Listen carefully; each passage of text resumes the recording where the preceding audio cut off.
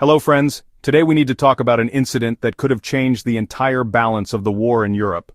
According to a detailed report by Die Welt and cited by UNN, 5 Russian drones crossed into Polish airspace and appeared to be on course for a NATO military base. Now why is this such a big deal? Because Poland is a NATO member, and any attack on a NATO country can trigger collective defense.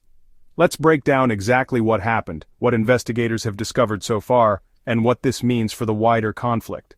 On the night of September 10, 2025, Russia launched a large drone strike against targets inside Ukraine. During this operation, almost 20 drones did not just stay over Ukrainian territory, they crossed into Poland.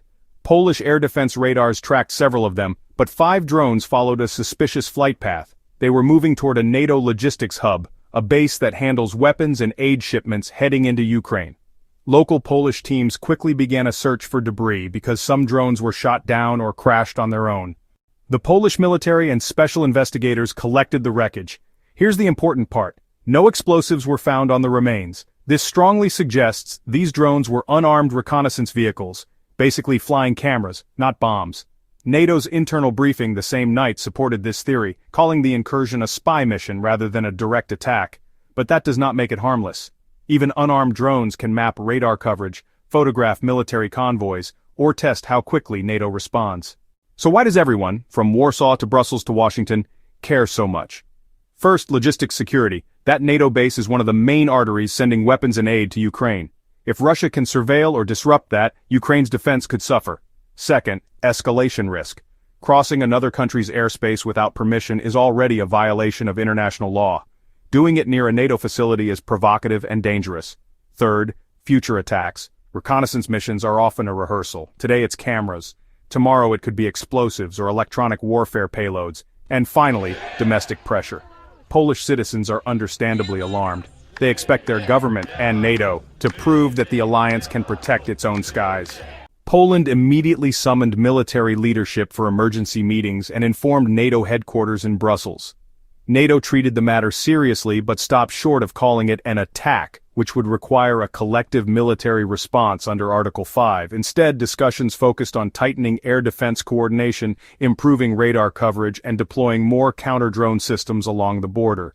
Diplomatically, Poland is expected to raise the issue again at the next NATO summit, pressing for clearer rules of engagement against unmanned aircraft. This incident is part of a growing trend. Over the past year, Russian drones and even stray missiles have repeatedly crossed into NATO countries, Romania, Lithuania, and Poland itself.